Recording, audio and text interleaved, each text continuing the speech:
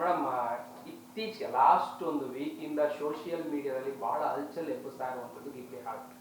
ಯಾರನ್ನ ನೋಡಿದ್ರು ಕೂಡ ಆ ಫೋಟೋ ಅಪ್ಲೋಡ್ ಮಾಡ್ತಾರೆ, ಅದು ಕೇಳೋಂಥ ಡೇಟಾವನ್ನು ನಾವು ಕೊಟ್ಟು ಅವ್ರ ಫೋಟೋಸ್ ಏನಿರ್ತಿದೆ ಅದನ್ನ ರಾಜಾರೋಷವಾಗಿ ಕೊಡ್ತಾ ಇದ್ದಾರೆ. ಹೆಂಗಿದು ಏನು ಮುಂದಿನ ದಿನಗಳಲ್ಲಿ ಯಾವ ರೀತಿ ಎಫೆಕ್ಟ್, ಸದ್ಯದ ಪರಿಸ್ಥಿತಿಯಲ್ಲಿ ಹೇಗಿದೆ ಕಂಡೀಷನ್ಸ್ ಎಲ್ಲ ಹೇಗೆ? ನಿಮಗೆಲ್ಲ ಗೊತ್ತಿರೋ ಹಾಗೆ ಈಗ ಕಳೆದ ಒಂದು ವಾರದಿಂದ ನಡೀತಾ ಇರೋದು ಏನಪ್ಪ ಅಂತಂದರೆ, ಎಲ್ಲರೂ ತಮ್ಮ ಸೋಷಿಯಲ್ ನೆಟ್ವರ್ಕು, ಅದು ಲಿಂಕ್ಡ್ಇನ್ ಆಗಿರಬಹುದು ಅಥವಾ ಫೇಸ್ಬುಕ್ ಆಗಿರಬಹುದು, ಟ್ವಿಟರ್ ಆಗಿರ್ಬೋದು, ಇನ್ಸ್ಟಾಗ್ರಾಮ್ ಆಗಿರ್ಬೋದು, ಎಲ್ಲ ಕಡೆನೂ ಅವರು ಗಿಬ್ಲಿ ಆರ್ಟಲ್ಲಿ ತಮ್ಮದೇ ಆದ ಪಿಕ್ಚರ್ಗಳನ್ನು ಆ ಸ್ಟೈಲಲ್ಲಿ ಬದಲಾವಣೆ ಮಾಡಿಕೊಂಡು, ಅಂದರೆ ಟ್ರಾನ್ಸ್ಫರ್ ಮಾಡಿಕೊಂಡು ಅಲ್ಲಿ ಅಪ್ಲೋಡ್ ಮಾಡೋದು ಒಂದು ಟ್ರೆಂಡ್ ಆಗಿಬಿಟ್ಟಿದೆ. ಅಂದರೆ ಅವರ ಒಂದು ಗಿಬ್ಲಿ ಆರ್ಟನ್ನು ಅವ್ರು ಅಪ್ಲೋಡ್ ಮಾಡಿಲ್ಲ ಅಂದರೆ ಯಾಕೆ ಇನ್ನೂ ಮಾಡಿಲ್ಲ ಅಂತ ಪ್ರಶ್ನೆ ಮಾಡೋ ಲೆವೆಲ್ಗೆ ಇವತ್ತು ಆ ಒಂದು ಹಲ್ಚಲ್ ಜಾಸ್ತಿ ಆಗೋಗಿದೆ.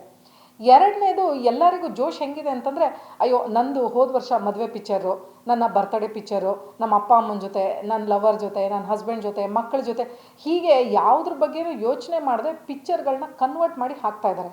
ಅಕ್ಸೆಪ್ಟೆಡ್, ಇದು ಹೊಸದು, ಎಲ್ಲರಿಗೂ ಇಷ್ಟ ಆಗ್ತಾ ಇದೆ, ಅದೊಂದು ಟ್ರೆಂಡು. ಏಕೆಂದರೆ ಹ್ಯಾಂಡ್ ಪೇಂಟೆಡ್ ಒಂದು ಟೆಕ್ಸ್ಚರ್ ಏನಿದೆ ಅದರಲ್ಲಿ ಬರ್ತಾ ಇರೋದ್ರಿಂದ ಎಲ್ಲರಿಗೂ ಇಷ್ಟ ಆಗ್ತಿದೆ. ಇದು ಒಂದು ಜಾಪನೀಸ್ ಸ್ಟುಡಿಯೋನಲ್ಲಿ ಮಾಡಿರೋದ್ರಿಂದ ಎಲ್ಲರಿಗೂ ಒಂದು ಹೊಸ ಥರದ್ದು ಅನಿಸೋದು ಎಲ್ಲ ಸಹಜ. ಆದರೆ ಇಲ್ಲಿ ಒಂದರ ಬಗ್ಗೆ ಯಾರು ಯೋಚನೆ ಮಾಡದೇ ಇರೋದು ಏನಪ್ಪ ಅಂತಂದರೆ, ನೀವು ಅಪ್ಲೋಡ್ ಮಾಡ್ತಾ ಇದ್ದೀರಲ್ಲ ನಿಮ್ಮ ಸೆನ್ಸಿಟಿವ್ ಪಿಕ್ಚರ್ಸು, ಇದು ಎಲ್ಲಿಗೆ ಹೋಗ್ತಾ ಇದೆ? ಯಾಕೆಂದರೆ ನೀವು ಯಾವುದೇ ಇಮೇಜು ಅಂದರೆ ಪಿಕ್ಚರ್ನ ಅಪ್ಲೋಡ್ ಮಾಡಿದಿರೋ ಅದು ಕನ್ವರ್ಟ್ ಮಾಡೋಕ್ಕಾಗಲ್ಲ. ಅದು ಅಪ್ಲೋಡ್ ಮಾಡಿದ್ಮೇಲೆ ಬಹುಶಃ 3-4 ಸೆಕೆಂಡ್ ತೊಗೊಳುತ್ತೆ ಅಥವಾ 10 ಸೆಕೆಂಡ್ ತೊಗೊಳುತ್ತೆ. ಇಮೇಜಿನ ಸೈಜ್ ಮೇಲೆ ಅದು ಕನ್ವರ್ಟ್ ಮಾಡಿ ನಿಮಗೆ ಕೊಡ್ತಾ ಇದೆ. ಇದು ಆ್ಯಕ್ಚುಲಾಗಿ ನಡೀತಾ ಇರೋದು. ಸೊ ಹೀಗೆ ಅಪ್ಲೋಡ್ ಮಾಡೋ ಇಮೇಜು ಎಲ್ಲಿಗೆ ತೊಗೊಂಡು ಹೋಗಿ ಅದನ್ನು ಕನ್ವರ್ಟ್ ಮಾಡಿ ನಿಮಗೆ ವಾಪಸ್ ಕೊಡ್ತಾ ಇದೆ? ಇದ್ರ ಬಗ್ಗೆ ಎಷ್ಟು ಮಾಹಿತಿ ಇದೆ? ಖಂಡಿತವಾಗ್ಲೂ ಯಾರಿಗೂ ಗೊತ್ತಿಲ್ಲ. ಎಲ್ಲ ಹೇಳ್ತಾ ಇರೋದೇನು, ನಾನು ಆರ್ಟಿಫಿಷಿಯಲ್ ಇಂಟೆಲಿಜೆನ್ಸ್ ಏನಿದೆ ಅದಕ್ಕೆ ನನ್ನ ಡೇಟಾವನ್ನು ಕೊಡ್ತಾ ಇದ್ದೀನಿ, ಅದು ಕನ್ವರ್ಟ್ ಮಾಡಿ ಕೊಡ್ತಾ ಇದೆ. Technically speaking correct. ಆದರೆ ಆ ಡೇಟಾ ಎಲ್ಲಿಗೆ ಹೋಗಿ ಸೇರ್ತಾ ಇದೆ ಮೊದಲನೇ ಪ್ರಶ್ನೆ.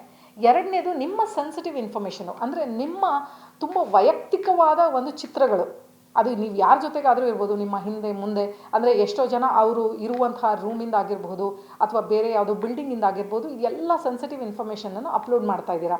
ಅದು ಯಾವ ಸರ್ವರಲ್ಲಿ ಕೂತ್ಕೊಳ್ತಾ ಇದೆ? ಆಮೇಲೆ ನೀವು ಕೊಟ್ಟಂತಹ ಚಿತ್ರ ಅಂದರೆ ಪಿಕ್ಚರ್ ಏನಿದೆ ಅದನ್ನು ನಿಮಗೆ ವಾಪಸ್ ಕೊಡ್ತಾ ಇದ್ದಾರಾ? ಇಲ್ಲ, ಅದಲ್ಲಿ ಲೋಡ್ ಆಗ್ತಾ ಇದೆ. ಅಂದರೆ ಅದು ಎಲ್ಲಿ ಸ್ಟೋರ್ ಆಗ್ತಾ ಇದೆ? ಮುಂದಿನ ಪ್ರಶ್ನೆ, ಅದು ಹೇಗೆ ಉಪಯೋಗಕ್ಕೆ ಮುಂದಕ್ಕೆ ಅವರು ತೊಗೊಂಡು ಹೋಗ್ತಾರೆ? ಯಾವ ರೀತಿಯಾಗಿ ಅದನ್ನು ಉಪಯೋಗಿಸ್ತಾರೆ? ಅಂದರೆ ನೀವು ಕೊಟ್ಟಂತಹ ಚಿತ್ರವನ್ನು ಬೇರೆ ರೀತಿಯಾಗಿ ಬದಲಾವಣೆ ಮಾಡ್ತಾರಾ? ಅಥವಾ ಯಾವುದಾದ್ರೂ ಅಲ್ಲಿ ಆರ್ಟಿಫಿಷಿಯಲ್ ಇಂಟೆಲಿಜೆನ್ಸ್ ಅಂತ ಬಂದಾಗ, ನಾವು ಆರ್ಟಿಫಿಷಿಯಲ್ ಇಂಟೆಲಿಜೆನ್ಸ್ಗೆ ಲರ್ನಿಂಗ್ ಅಂತ ಒಂದು ಮೆಥಡಾಲಜಿ ಇದೆ ಅದಕ್ಕೆ, ಅಂದರೆ ಅದು ಕಲಿಕೆ ಅಂತ ಏನಿದೆ ಆ ಕಲಿಕೆಗೆ ಅದನ್ನು ಉಪಯೋಗಿಸ್ತಾರಾ? ಸಾಕಷ್ಟು ಜನ ಹೇಳ್ತಾ ಇರೋದು, ಮೇಡಮ್ ಇದು ಆರ್ಟಿಫಿಷಿಯಲ್ ಇಂಟೆಲಿಜೆನ್ಸ್ ಲರ್ನಿಂಗಿಗೆ ಉಪಯೋಗಿಸ್ತಾರೆ. ಯಾವ ಲರ್ನಿಂಗಿಗೆ ನಿಮಗೆ ಗೊತ್ತಾ? ಹಾಗೆಯೇ ಈ ಡೇಟಾ ಎಷ್ಟು ಕಡೆ ರೆಪ್ಲಿಕಾ ಆಗ್ತಾ ಇದೆ, ಅದನ್ನು ಯಾವ ರೀತಿಯಾಗಿ ಉಪಯೋಗಿಸಿ ಅದನ್ನು ರೀಲೋಡ್ ಮಾಡ್ತಾ ಇದ್ದಾರೆ ನಿಮಗೆ ಗೊತ್ತಾ? ಅಥವಾ ಬೇರೆ ಎಲ್ಲಾದರೂ ಒಂದು ಕ್ರೈಮಿಗೆ ಅದನ್ನು ಉಪಯೋಗಿಸೋದಕ್ಕೆ ಬೇರೆ ಯಾರಾದರೂ ಎಲ್ಲಾದರೂ ಡೌನ್ಲೋಡ್ ಮಾಡ್ಕೊಳ್ತಾ ಇದ್ದಾರಾ? ಇದರ ಯಾವ ಮಾಹಿತಿ ಯಾರ ಹತ್ರ ಇದೆ ನಿಮಗೆ? ಒಂದು ಇಲ್ಲ. ಎರಡನೇದು, ಕಳೆದ ವಾರದಿಂದ ನನಗೆ ಸಾಕಷ್ಟು ಜನ ಮಾಡಿದಂಥ ಪ್ರಶ್ನೆ ಏನು ಅಂದರೆ, ಮೇಡಮ್ ನಾನು ಇಲ್ಲಿ ಆರ್ಟಿಫಿಷಿಯಲ್ ಇಂಟೆಲಿಜೆನ್ಸ್ ಎಸ್ಪೆಷಲಿ ನಂದು ಗಿಬ್ಲಿಗೆ ನಾನು ಅಪ್ಲೋಡ್ ಮಾಡಬೇಕಾದ್ರೆ ಬರೀ 3 ಫೋಟೋಸ್ ಮಾತ್ರ ಅಪ್ಲೋಡ್ ಮಾಡೋದಕ್ಕೆ ಅದು ಅಲೋ ಮಾಡ್ತಾ ಇದೆ, ನನಗೆ ಆಲ್ಟರ್ನೇಟ್ ಹೇಳ್ತೀರಾ ಅಂದರು. ಮೊದಲನೇದು, ಹೌದು, ಸರ್ವರಲ್ಲಿ ಜಾಸ್ತಿ ಲೋಡ್ ಆಗ್ತಾ ಇರೋದ್ರಿಂದ ಬರೀ 3 ಫೋಟೋಗೆ ಲಿಮಿಟೇಷನ್ ಕೊಟ್ಟಿದ್ದಾರೆ. ಆಲ್ಟರ್ನೇಟ್ ಬಗ್ಗೆ ನಾನು ಕೂಡ ಒಂದಷ್ಟು ಜನಕ್ಕೆ ಮಾಹಿತಿಯನ್ನು ಕೊಟ್ಟೆ. ನಿಮಗೆ ಆಲ್ಟರ್ನೇಟ್ ಯಾವುದಿದೆ, ಯಾವ್ಯಾವ ಸ್ಟುಡಿಯೋಗಳಲ್ಲಿ ನೀವು ಇದನ್ನು ಮತ್ತೆ ತಿರ್ಗಾ ಈ ಗಿಬ್ಲಿ ಆರ್ಟಲ್ಲೇ ನೀವು ಡೌನ್ಲೋಡ್ ಮಾಡ್ಬೋದು ಅಂತ ಆಲ್ಟರ್ನೇಟ್ ಆಪ್ಲಿಕೇಶನ್ಸ್ ಅಂತ ನಾವೇನು ಕರಿತೀವಿ ಅದ್ರ ಬಗ್ಗೆ ಕೂಡ ಮಾಹಿತಿ ಕೊಟ್ಟೆ ನಾನು.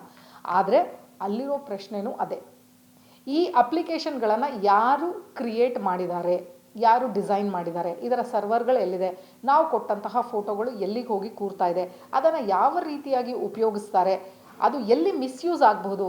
ಎರಡನೇದು, ಅಲ್ಲಿರುವಂತಹ ಪಾಲಿಸಿ ಡಿಸ್ಕ್ಲೈಮರ್ ಅಂತ ನಾವೇನು ಕರಿತೀವಿ, ಯಾರು ಓದಿದ್ರಿ, ಯಾರು ಅದ್ರ ಬಗ್ಗೆ ಮಾಹಿತಿಯನ್ನು ಪಡ್ಕೊಂಡ್ರಿ, ಪಾಲಿಸಿ ರೆಗ್ಯುಲೇಷನ್ಸ್ ಇದು ಯಾವುದ್ರ ಬಗ್ಗೆನೂ ತಿಳ್ಕೊಂಡಿಲ್ಲ, ನಾವೆಲ್ಲ ನಮ್ಮ ಫೋಟೋಗಳನ್ನ ಅಪ್ಲೋಡ್ ಮಾಡ್ತಾ ಇದ್ವಿ. ನಾಳೆ ದಿನ ಇದರಿಂದ ಏನಾರ ತೊಂದರೆ ಆದರೆ ಯಾರ ಹತ್ರ ಹೋಗಿ ಕಂಪ್ಲೇಂಟ್ ಮಾಡ್ತೀರಾ? ಇಂಡಿಯಾದಲ್ಲಿ ನಾವು ಇವತ್ತು ಕೂತಿರುವಂತಹ ನಮ್ಮ ದೇಶದಲ್ಲಿ ಈ ಅಪ್ಲಿಕೇಶನ್ ಡೆವಲಪ್ ಮಾಡಿದಾರಲ್ಲ ಬೇರೆ ದೇಶದವರು, ಹೊರ ದೇಶದವರು, ಅವರ ಜೊತೆ ಯಾವುದಾದ್ರೂ ಅಗ್ರಿಮೆಂಟ್ ಆಗಿದೆಯಾ? ಡೇಟಾ ಸೆಕ್ಯೂರಿಟಿ ಬಗ್ಗೆ ಏನಾದರೂ ನಮ್ಮ ದೇಶದವರು ಅವ್ರ ಜೊತೆ ಮಾತಾಡಿದಾರಾ? ಈ ಅಪ್ಲಿಕೇಶನ್ ಡೆವಲಪರ್ಸ್ ಯಾರು? ಇದು ಯಾವುದ್ರ ಬಗ್ಗೆನೂ ಏನು ಯೋಚನೆ ಮಾಡ್ತಾ ಇಲ್ಲ, ಬ್ಲೈಂಡಾಗಿ ಎಲ್ಲವನ್ನು ಅಪ್ಲೋಡ್ ಮಾಡ್ತಾ ಇದ್ದೀವಿ. ತೊಂದರೆ ಆದಾಗ ಮಾತ್ರ ಅನುಭವಿಸೋರು ನಾವೇ. Let me tell you, this is a method of data collection ಅಂತ ಕರಿತೀವಿ ನಾವು.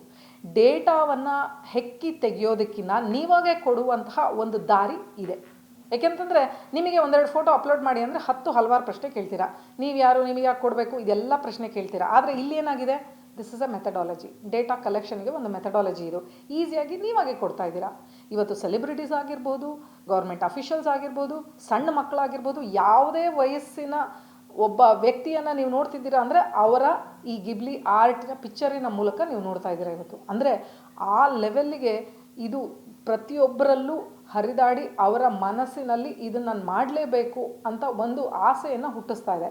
ಆಸೆ ಹುಟ್ಟಿಸೋದು ಯಾಕೆ ಅಂದರೆ ನಿಮ್ಮ ಡೇಟಾವನ್ನು ನೀವೇ ಕೊಡಲಿ ಅಂತ. ನಾಳೆ ದಿನ ನೀವು ಕೋರ್ಟಲ್ಲಿ ಕೇಸ್ ಹಾಕಿದ್ರೂ ಏನಾರ ತೊಂದರೆ ಆದಾಗ ಡೇಟಾ ಕೊಟ್ಟವ್ರು ಯಾರು? ನೀವಾಗೆ ಕೊಟ್ಟಿದ್ದೀರಾ. ನಿಮ್ಮಿಂದ ಏನು ಕದ್ದಿಲ್ಲ ಕಸದಿಲ್ಲ, ಅವರು ನೀವಾಗೆ ಕೊಟ್ಟಿದ್ದೀರಾ. ನೀವಾಗೆ ಕೊಟ್ಟ ಮೇಲೆ ಅಲ್ಲಿ ನೀವು ಪಾಲಿಸಿ ಪ್ರೊಸೀಜರ್ಸು ಡಿಸ್ಕ್ಲೈಮರ್ಸ್ ಏನಿರುತ್ತೆ ಅದನ್ನು ಓದಿ ಅಪ್ಲೋಡ್ ಮಾಡಬೇಕಾಯಿತು. ಯಾರು ಓದಿದ್ರಿ?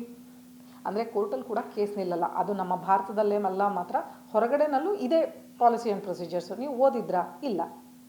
ಹಾಗಾಗಿ ಎಲ್ಲರಲ್ಲಿ ಒಂದು ಮನವಿ ಏನಂದರೆ, ದಯವಿಟ್ಟು ಈ ರೀತಿ ಗಿಬ್ಲಿ ಆರ್ಟ್ ಇರ್ಬೋದು, ನಾಳೆ ದಿನ ಇನ್ನೊಂದು ಬರ್ಬೋದು. ಇವಾಗ ಗಾರ್ಕ್ ಅಪ್ಲಿಕೇಶನ್, GORK ಏನು ಗಾರ್ಕ್ ಅಪ್ಲಿಕೇಶನ್ ಇದೆ, ಅದರಲ್ಲೂ ಸಾಕಷ್ಟು ಜನ ಅಪ್ಲೋಡ್ ಮಾಡ್ತಾ ಇದ್ದಾರೆ. ಡೌನ್ಲೋಡ್ ಮಾಡಿಕೊಂಡು ಅದರಲ್ಲಿ ಅವರ ಇಮೇಜಸನ್ನು ಅಪ್ಲೋಡ್ ಮಾಡಿ ಅದನ್ನು ಕನ್ವರ್ಟ್ ಮಾಡಿ ಎಲ್ಲ ಫೇಸ್ಬುಕ್ಕಲ್ಲಿ ಎಲ್ಲ ಕಡೆ ಹಾಕ್ತಾ ಇದ್ದಾರೆ. ಯಾರು ಇಮೇಜ್ ಹಾಕಿದ್ರೂ ಎಲ್ಲರಿಗೂ ಒಂದು ಖಾತ್ರಿ ಏನಾಗುತ್ತೆ ಅಂದರೆ ಅದರ ಹಿಂದೆ ಒಂದು ಪಿಕ್ಚರ್ ಇದೆ ಅಂತ. ಎರಡನೇದು, ಆ ಪಿಕ್ಚರು ಎಲ್ಲಿ ಲೋಡ್ ಆಗಿರುತ್ತೆ ಅನ್ನೋದು ಕೂಡ ನೀವು ಸೈಬರ್ ಕ್ರಿಮಿನಲ್ಸ್ಗೆ ಹೇಳ್ಕೊಡ್ತಾ ಇದ್ದೀರಾ. ಏಕೆಂದರೆ ಪ್ರತಿಯೊಂದು ಟೆಕ್ಸ್ಚರು, ಅದು ಗಿಬ್ಲಿನಲ್ಲಾಗಿರ್ಬೋದು, ಗಾಕಲ್ಲಾಗಿರ್ಬೋದು, ಇನ್ಯಾವುದೇ ಸಿಮಿಲರ್ ಸ್ಟುಡಿಯೋಸಲ್ಲಿ ನೀವು ಅಪ್ಲೋಡ್ ಮಾಡಿದ್ರೂ ಆ ಟೆಕ್ಸ್ಚರ್ ಏನಿದೆ ಅದು ಯಾವ ಆ್ಯಪಿಂದ ಅಪ್ಲೋಡ್ ಆಗಿದೆ ಅಂತ ಕಂಡುಹಿಡಿಯೋದು ಕಷ್ಟ ಅಲ್ಲ.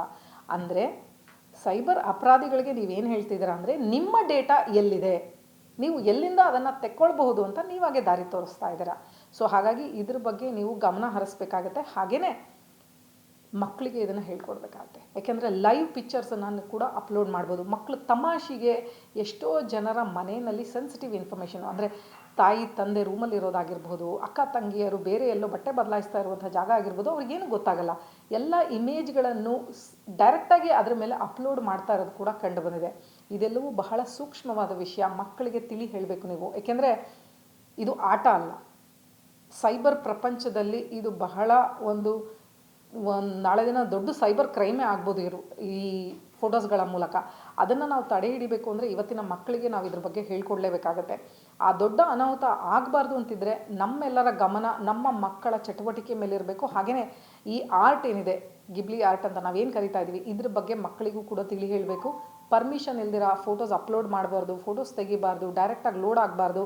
ಹಾಗೆಯೇ ಎಲ್ಲದಕ್ಕಿಂತ ಹೆಚ್ಚಾಗಿ ಹೇಳಬೇಕಾಗಿರೋದೇನು ಅಂತಂದರೆ, ಯಾವ ಫೋಟೋನ ಯಾತಕ್ಕೆ ಅಪ್ಲೋಡ್ ಮಾಡ್ತಾ ಇದ್ದೀರಾ ಅನ್ನೋದ್ರ ಬಗ್ಗೆ ಯೋಚನೆ ಮಾಡಿ ಆ ನಂತರ ಅಪ್ಲೋಡ್ ಮಾಡಿ. ಹಾಗೆಯೇ ಇವತ್ತು ಗಿಬ್ಲಿ ಇರ್ಬೋದು, ನಾಳೆ ದಿನ ಇದೇ ರೀತಿಯಾದ ಆರ್ಟಿಫಿಷಿಯಲ್ ಇಂಟೆಲಿಜೆನ್ಸಿನ ಸಾಕಷ್ಟು ಇಮೇಜಸ್ಗಳು ನಿಮ್ಮ ಮುಂದೆ ಇದೇ ರೀತಿಯಾದ ಹೊಸ ಹೊಸ ಹಲ್ಚಲ್ಗಳನ್ನ ಮೂಡಿಸುತ್ತೆ. ಹಾಗೆಯೇ ನಿಮ್ಮ ಸೆನ್ಸಿಟಿವ್ ಡೇಟಾಗಳನ್ನು ತೊಗೊಳ್ತಾರೆ. ಯಾಕೆಂದರೆ ನಿಮ್ಗೆ ಗೊತ್ತಿರ್ಬೋದು, ಆರ್ಟಿಫಿಷಿಯಲ್ ಇಂಟೆಲಿಜೆನ್ಸಲ್ಲಿ ನಿಮ್ಮ ಪಿಕ್ಚರ್ ಇದ್ದರೆ ವೀಡಿಯೋವನ್ನು ಕ್ರಿಯೇಟ್ ಮಾಡಿಬಿಡ್ತಾರೆ ಅವರು. ನಾಳೆ ದಿನ ನೀವು ಅಪ್ಲೋಡ್ ಮಾಡಿರುವಂತಹ ಸೋಲೋ ಪಿಕ್ಚರ್ನ ತೊಗೊಂಡು ಒಂದು ವಿಡಿಯೋ ಕ್ರಿಯೇಟ್ ಮಾಡಿ ನಿಮ್ಮ ತಾಯಿಗೋ ತಂದೆಗೋ ಯಾರಿಗಾದರೂ ವಿಡಿಯೋ ಕಳಿಸಿ, ನಾನು ಇಲ್ಲೆಲ್ಲೋ ಹೊರಗಡೆ ಇದ್ದೀನಿ, ಅರ್ಜೆಂಟಾಗಿ ನನಗೆ ದುಡ್ಡು ಬೇಕು ಅಂತ ಹೇಳಿ ವಿಡಿಯೋ ಕಾಲ್ ಮಾಡಿದ್ರೆ ಏನು ಮಾಡ್ತೀರಾ? ಯೋಚನೆ ಮಾಡಬೇಕಲ್ವ ನೀವು, ನಿಮ್ಮ ಇಮೇಜ್ ಎಲ್ಲಿಗೆ ಹೋಗ್ತಾ ಇದೆ ಅಂತ. ಸೊ ಹಾಗಾಗಿ ದಯವಿಟ್ಟು ಈ ಇಮೇಜಸ್ ಎಲ್ಲಿ ಲೋಡ್ ಮಾಡ್ತಾ ಇದ್ದೀರಾ, ಅದರ ಪಾಲಿಸಿ ಪ್ರೊಸೀಜರ್ಸ್ ನಿಮಗೆ ಗೊತ್ತಾ? ಹಾಗೆಯೇ ನಿಜವಾಗ್ಲೂ ನೀವು ಅದನ್ನು ಅಪ್ಲೋಡ್ ಮಾಡಲೇಬೇಕಾ, ಅದನ್ನು ಬಿಟ್ಟು ಬೇರೆ ದಾರಿ ಇಲ್ವಾ, ಇದೆಲ್ಲವನ್ನು ಯೋಚನೆ ಮಾಡಿ ಆ ನಂತರ ನೀವು ಅಪ್ಲೋಡ್ ಮಾಡೋದು ಬಹಳ ಸೂಕ್ತ ಅಂತ ನಮ್ಮ ಉದ್ದೇಶ. ಏಕೆಂತಂದರೆ ಸೈಬರ್ ಅಪರಾಧ ಆದಮೇಲೆ ತಡೆಯೋದು ಕಷ್ಟ. ಆಗೋದಕ್ಕಿಂತ ಮುಂಚೆ ಅದಕ್ಕೆ ಬೇಕಾಗಿರುವಂತಹ ಸೂಕ್ತವಾದ ಕ್ರಮಗಳನ್ನು ತಗೊಳ್ಳೋದಿದೆಯಲ್ಲ, ಅದು ನಮ್ಮ ಕೈನಲ್ಲೇ ಇದೆ. ಸೊ ಅದರ ಬಗ್ಗೆ ಮತ್ತೊಮ್ಮೆ ಮಗದೊಮ್ಮೆ ಯೋಚನೆ ಮಾಡಿ ಎಲ್ಲ ಮಕ್ಕಳಿಗೆ ಹಿರಿಯರಿಗೆ ಮನೆಯಲ್ಲಿ ವಯಸ್ಸಾದವ್ರಿಗೆ ಇದ್ರ ಬಗ್ಗೆ ತಿಳಿ ಹೇಳಿ ಅಂತ ಈ ಮೂಲಕ ನಿಮ್ಮೊಟ್ಟಿಗೆ ನಾನೀಗ ಹೇಳ್ತಾ ಇದ್ದೀನಿ. ಬ್ಯಾಂಕ್ಗೂ ಕೂಡ ಏನಾದರೂ ಅಕೌಂಟ್ಗಳು, ಬ್ಯಾಂಕ್ ಅಕೌಂಟ್ಗಳಿಗೆ ಈ ರೀತಿ ಸಣ್ಣ ಅಕೌಂಟ್ಗೂ ಏನಾದರೂ ಇದು ದಾರಿ ಆಗ್ಬೋದು ಅಂತ? ಖಂಡಿತವಾಗ್ಲೂ ಸಾಧ್ಯ ಇದೆ. ಏಕೆಂದರೆ ನಾನು ಆಗಲೇ ಹೇಳ್ದಂಗೆ ಆರ್ಟಿಫಿಷಿಯಲ್ ಇಂಟೆಲಿಜೆನ್ಸ್ ಯೂಸ್ ಮಾಡಿ ನಿಮ್ಮ ಇಮೇಜ್ ಇಟ್ಕೊಂಡು ವೀಡಿಯೋವನ್ನು ಕ್ರಿಯೇಟ್ ಮಾಡ್ಬೋದು. ಈಗ ನಿಮಗೆಲ್ಲ ಗೊತ್ತೇ ಇದೆ, ಥ್ರೂ ವಿಡಿಯೋ ಕಾಲಲ್ಲಿ ನಾವು ನಮ್ಮ ಬ್ಯಾಂಕ್ ಅಕೌಂಟ್ಗಳನ್ನು ಓಪನ್ ಮಾಡಬಹುದು. ನಿಮ್ಮ ಫೋಟೋವನ್ನು ತಗೊಂಡು ನಿಮ್ಮ ಆಧಾರಿನ ಇನ್ಫಾರ್ಮೇಷನು, ಪ್ಯಾನ್ ಕಾರ್ಡಿನ ಇನ್ಫಾರ್ಮೇಷನ್ ತೆಗೆಯೋದು ಕಷ್ಟ ಏನಲ್ಲ. ಸೊ ಇದೆಲ್ಲದರ ಬಗ್ಗೆ ನೀವು ಯೋಚನೆ ಮಾಡಬೇಕು. ಏನು ಅಂತಂದರೆ, ನೀವು ಎಷ್ಟೋ ಸಲ ನಿಮ್ಮ ಕೈಯನ್ನು ತೋರಿಸ್ತಾ ಇರೋವಂಥದ್ದು, ಬೆರಳನ್ನು ತೋರಿಸ್ತಾ ಇರೋವಂಥದ್ದು, ಎಷ್ಟೋ ಇಮೇಜಸನ್ನು ಅಪ್ಲೋಡ್ ಮಾಡ್ತಾ ಇರ್ತೀರಾ. ಫಿಂಗರ್ ಪ್ರಿಂಟ್ಸ್ ಬಗ್ಗೆ ಯೋಚನೆ ಮಾಡಬೇಕು ನೀವು. ಈ ಥರದ ಕ್ರೈಮ್ ಈಗ ಆಲ್ರೆಡಿ ಆಗಿರೋದ್ರಿಂದ ಇದೇನು ಕಷ್ಟದ ಕೆಲಸ ಅಲ್ಲ. ಸೊ ಇಲ್ಲಿ ಗಿಬ್ಲಿ ಆರ್ಟಲ್ಲಿ ನೀವು ಏನು ಇಮೇಜನ್ನ ಅಪ್ಲೋಡ್ ಮಾಡ್ತಾ ಇದ್ದಾರೋ that can be related to your PAN card, Aadhaar card ಅಥವಾ ಬೇರೆ ಯಾವುದನ್ನ ಸೆಕ್ಯೂರಿಟಿಗೆ ಬೇಕಾಗಿರುವಂತಹ ಡೇಟಾಗೆ ಕನೆಕ್ಟೆಡ್, ಅಂದರೆ ನಿಮ್ಮ ಪಾಸ್ಪೋರ್ಟ್ ಇಮೇಜಸ್ಸು ಯಾವುದಕ್ಕೆ ಬೇಕಾದ್ರೆ ಕನೆಕ್ಟೆಡ್ ಆಗಿರ್ಬೋದು. ಸೊ ಅದ್ರ ಬಗ್ಗೆನೂ ಗಮನ ಹರಿಸದೇ ಇದ್ದರೆ ಬಹುಶಃ ಬ್ಯಾಂಕಿಗೂ ಕನ್ನ ಹಾಕ್ತಾರೆ, ಬೇರೆ ಅಕೌಂಟ್ಸಿಗೂ ಕೂಡ ಇದರ ಮೂಲಕ ಕನ್ನ ಹಾಕೋದ್ರಲ್ಲಿ ಖಂಡಿತವಾಗ್ಲೂ ಯಾವುದೇ ರೀತಿಯಾದ ಡೌಟ್ ಇಲ್ಲ.